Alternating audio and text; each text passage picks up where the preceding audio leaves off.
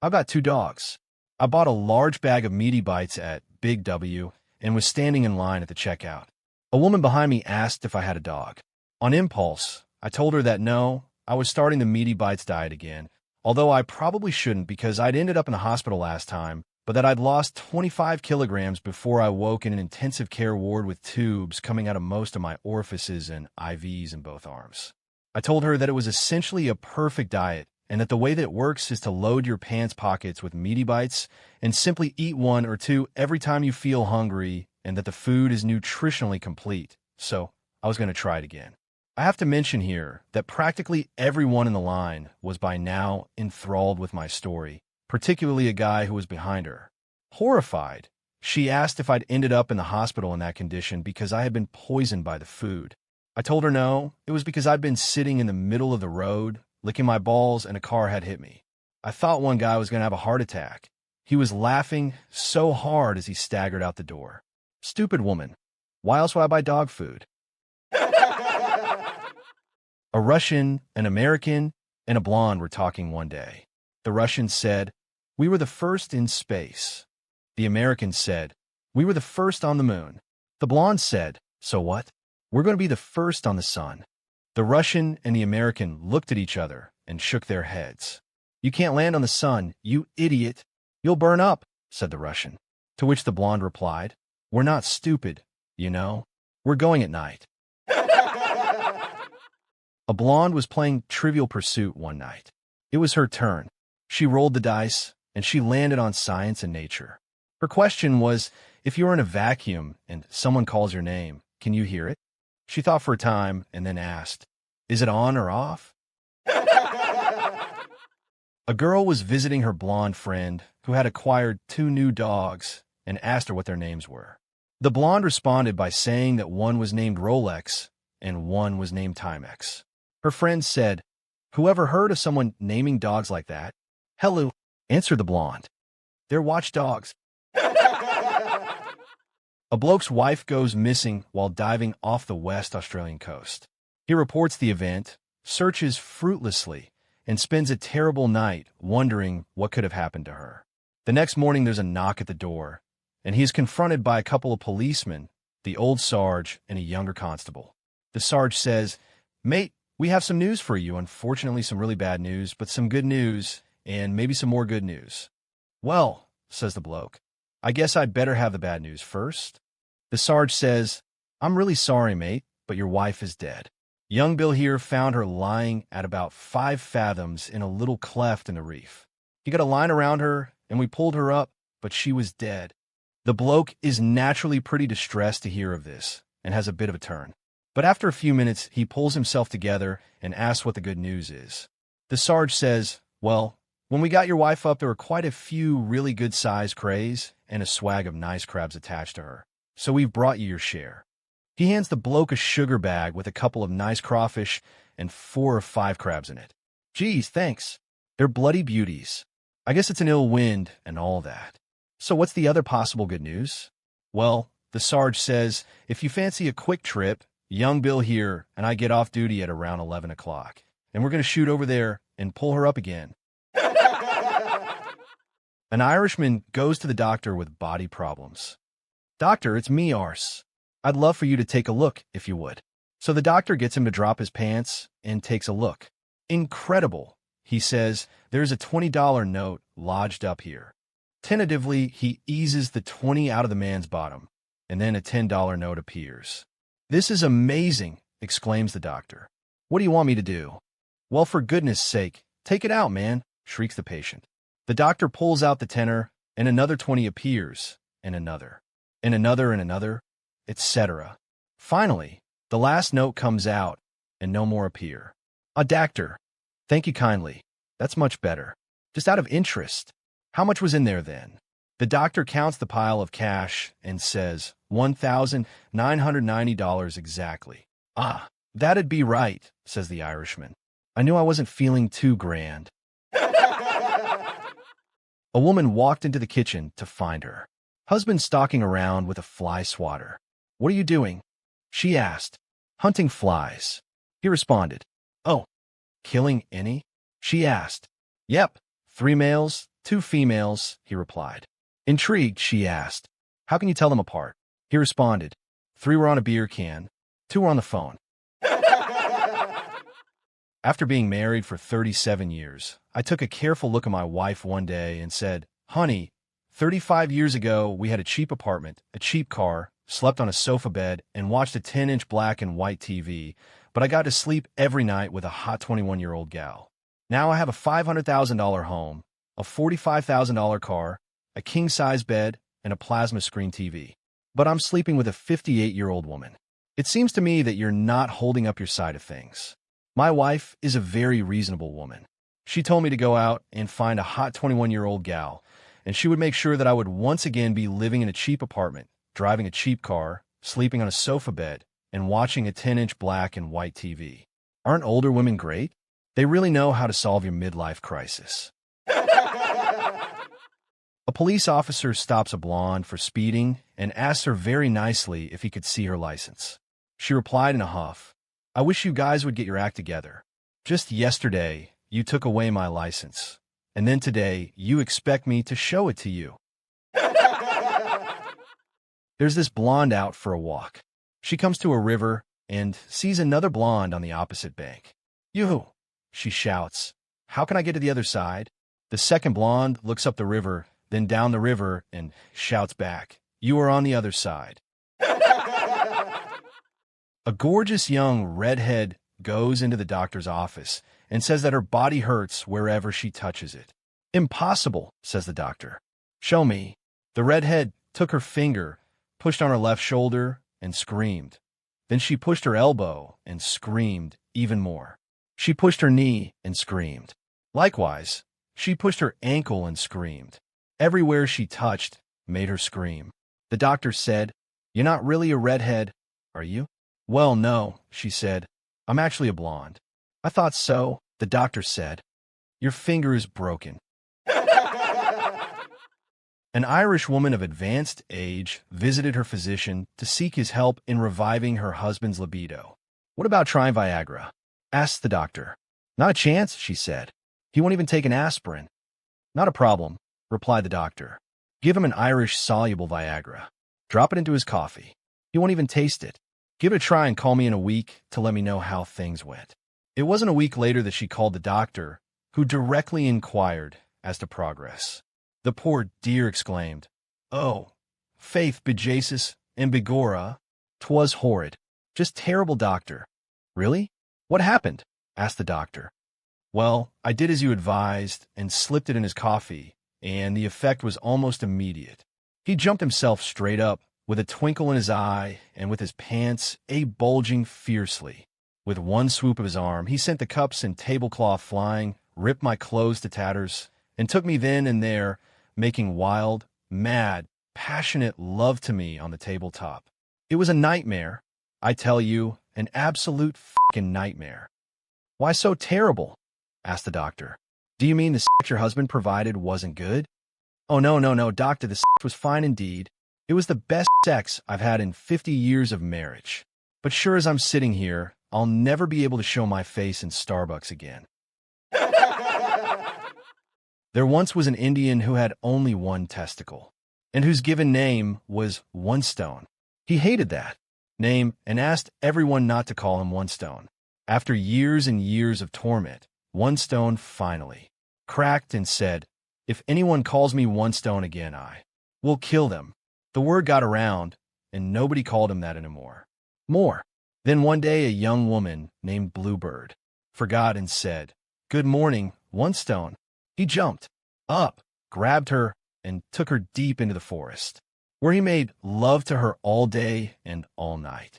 He made love to her all the next day until Bluebird died from exhaustion. The word got around that One Stone meant what he promised he would do. Years went by, and no one dared call him by his given name until a woman named Yellow Bird returned to the village after being away. Yellow Bird, who was Bluebird's cousin, was overjoyed when she saw One Stone. She hugged him and said, Good to see you, One Stone. One Stone grabbed her, took her deep into the forest. Then he made love to her all day, made love to her all night, made love to her all The next day, made love to her all the next night, but yellow bird wouldn't die. Why? Come on. Take a guess. Think about it. You can't kill two birds with one stone. Patty and his missus are lying in bed listening to the next door neighbor's dog barking.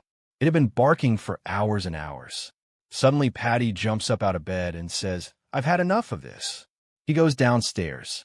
Patty finally comes back up to bed, and his wife says the dog is still barking. "What have you been doing?" Patty says, "I've put the dog in our yard. Fucking see how they like it."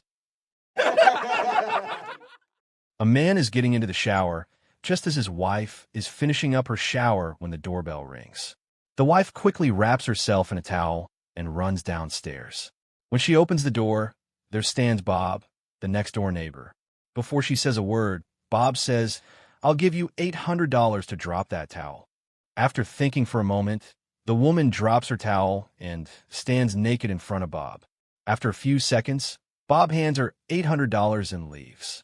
The woman wraps back up in the towel and goes back upstairs.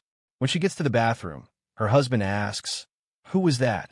"It was Bob, the next-door neighbor," she replies. "Great," the husband says. "Did he say anything about the $800 he owes me?" A friend of mine was at the mall the other day eating at the food court. She noticed an old man watching a teenager sitting next to him. The teenager had spiked hair in all different colors: green, red, orange, and blue. The old man stared. The teenager would look and find the old man staring every time. When the teenager had enough, he sarcastically asked, "What's the matter, old man? Never done anything wild in your life?" The old man did not bat an eye in his response. He replied, "Got drunk once and had sex with a peacock. I was just wondering if you were my son." Two blondes living in Oklahoma were sitting on a bench talking, and one blonde said to the other, "Which do you think is farther away, Florida or the moon?" The other blonde turns and says, "Hello, can you see Florida?" Three dogs were sitting in the waiting room at the vet's when they struck up a conversation. The black lab turned to the chocolate lab and said, "So why are you here?" The brown lab replied, "I'm a pisser. I piss on everything. The sofa, the curtains, the cat, the kids. But the final straw was last night when I pissed in the middle of my owner's bed." The black lab said, "So what is the vet going to do? Gonna cut my nuts off?" Came the reply from the chocolate lab. "They reckon it'll calm me down." The black lab then turned to the yellow lab and asked, "Why are you here?" The yellow lab said, "I'm a digger. I dig under fences and dig up flowers. And trees, I dig just for the hell of it. When I'm inside, I dig up the carpets. But I went over the line last night when I dug a great big hole in my owner's couch." "So what are they going to do to you?" the black lab inquired. "Looks like I'm losing my nuts too," the dejected yellow lab said. The yellow lab then turned to the black lab and asked, "Why are you here?" "I'm a humper," the black lab said. "I'll hump anything. I'll hump the cat, a pillow, the table, fence posts, whatever. I want to hump everything I see. Yesterday, my owner had just got out of the shower and she was bending down to dry her toes, and I just couldn't help myself. I hopped on her back and started humping away." The yellow and chocolate labs exchanged a sad glance and said, "So, nuts. Offer you two, huh?" The black lab said, "No, I'm here to get my nails clipped." A blonde pushes her BMW into a gas station. She tells a mechanic it died. After he works on it for a few minutes, it is idling smoothly. She says, "What's the story?" He replies, "Just crap in the carburetor." She asks, "How often do I have to do that?" A highway patrolman pulled alongside a speeding car on the freeway. Glancing at the car, he was astounded to see that the blonde behind the wheel was knitting. Realizing that she was oblivious to his flashing lights and siren, the trooper cranked down his window, turned on his bullhorn, and yelled, "Pull over." "And oh," the blonde yelled back, "it's a scarf." Banned from Kmart. This is why women should not take men shopping against their will. "Don't take me if I don't want to go." After Mr. and Mrs. Fenton retired, Mrs. Fenton insisted her Her husband accompanies her on her trips to Kmart. Unfortunately, Mr. Fenton was like most men. He found shopping boring and preferred to get in and get out. Equally unfortunately, Mrs. Fenton was like most women. She loved to browse. One day, Mrs. Fenton received the following letter from her local Kmart. Dear Mrs. Fenton, over the past 6 months, your husband has been causing quite a commotion in our store. We cannot tolerate this behavior and may be forced to ban both of you from the store. Our complaints against Mr. Fentanyl is listed below and are documented by our video surveillance cameras. 1. June 15th. Took 24 boxes of condoms and randomly put them in people's carts when they weren't looking. 2. July 2nd. Set all the alarm clocks and housewares to go off at 5-minute intervals. 3. July 7th. Made a trail of tomato juice on the floor leading to the women's restroom. 4. July 19th. Walked up to an employee and told her an official voice code 3 in housewares. Get on it right away. 5. August 4th. Went to the service desk and tried to put a bag of M&Ms on layaway. 6. September 14th. Moved a caution, wet floor sign to a carpeted area. 7. September 15th. Set up a tent in the camping department and told other shoppers he'd invite them in if they would bring pillows and blankets from the bedding department. 8. September 23rd. When a clerk asked if they could help him, he began crying and screamed, "Why can't you people just leave me alone?" 9. October 4th. Looked right into the security camera and used it as a mirror while he picked his nose. 10. November 10th. While handling guns in the hunting department, he asked the clerk where the antidepressants were. 11. December 3rd. Darted around the store suspiciously while loudly humming the Mission Impossible theme. 12. December 6th. In the auto department, he practiced his Madonna look by using different sizes of funnels. 13. December 18th. Hid in a clothing rack when people browsed through and yelled, "Pick me, pick me." 14. December 21st. When an announcement came over the loud speaker, he assumed a fetal position and screamed, "OHNO, it's those voices again." And last but not least, 15. December 23rd. Went into a fitting room, shut the door, waited a while, and then yelled very loudly, "Hey, there's no toilet paper in here." My husband and I were lying under the bed covers when he touched my back. I said, "That feels great." He continued to touch my leg. I then said, "Wow, you know that feels even better." Then all at once he stopped. I asked him, "Why did you stop, darling?" He replied, "I found the remote." And that's when the fight started. The other day, my husband was having a few beers and said to me, "I am the man of this house. You will wash, cook, and clean. You will also rub my feet and shoulders." He then went on to ask me, "Now can you guess who is going to help me dress?" To which I replied, "The funeral director." And that's when the fight started. My husband was recently stopped by a police officer who said, "Congratulations, sir. You're the 1 millionth car to drive over this bridge. You win $10,000. What will you do with that money?" My husband gets very emotional and says, "First of all, I'll finally obtain my driver's license." I cut in and said, "Don't listen to him, officer. He's still drunk." My mother-in-law says from the back seat, "I knew we shouldn't have taken this stolen car." And my cousin in the trunk asks, "Hey, are we past the border now?" And that's when the fight started. Little Johnny's neighbor just had a baby. Sadly, the baby was born without any ears. When the mom and baby came back home from the hospital, Johnny's family was invited over to see the baby. Before they left their house, little Johnny's dad had a chat with him and explained how the baby had no ears. Johnny's dad also told him that if he so much as mentioned anything about the baby's missing ears, or even said the word ears, he would get the hiding of his life when they came back home. Little Johnny told his dad he understood and agreed not to mention the baby's lack of ears. Johnny looks in the bassinet and says, "Wow, what a beautiful baby." The mother replies, "Why, thanks, Johnny." Johnny says, "He has beautiful little feet, beautiful little hands, a cute little nose, and really beautiful eyes. Is he able to see all right?" "Yes," says the mom. We are so grateful. The doctor said he will have perfect vision.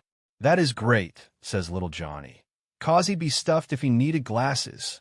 A husband is at home watching a football game when his wife interrupts. Honey, could you fix the light in the hallway?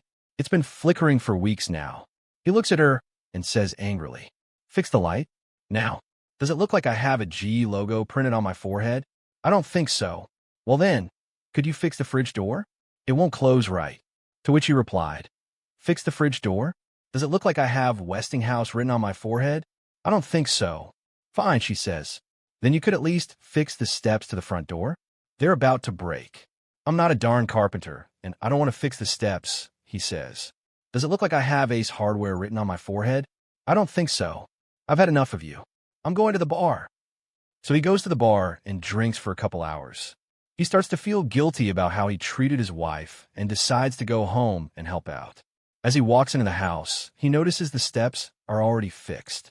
As he enters the house, he sees the hall light is working. As he goes to get a beer, he notices the fridge door is fixed. Honey, how'd all this get fixed?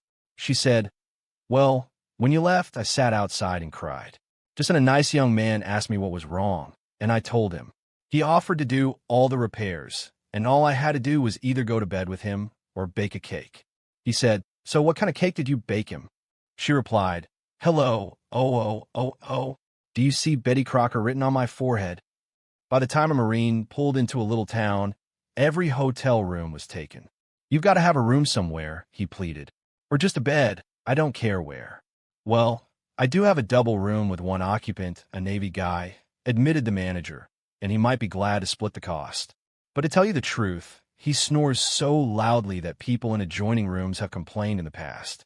I'm not sure it'd be worth it to you. No problem, the tired Marine assured him. I'll take it. The next morning the Marine came down to breakfast bright-eyed and bushy-tailed. How'd you sleep? Asked the manager. Never better.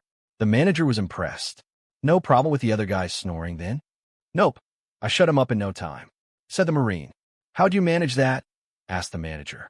He was already in bed, snoring away. When I came in the room, the Marine explained. I went over, gave him a kiss on the cheek, said, Good night, beautiful, and he sat up all night watching me.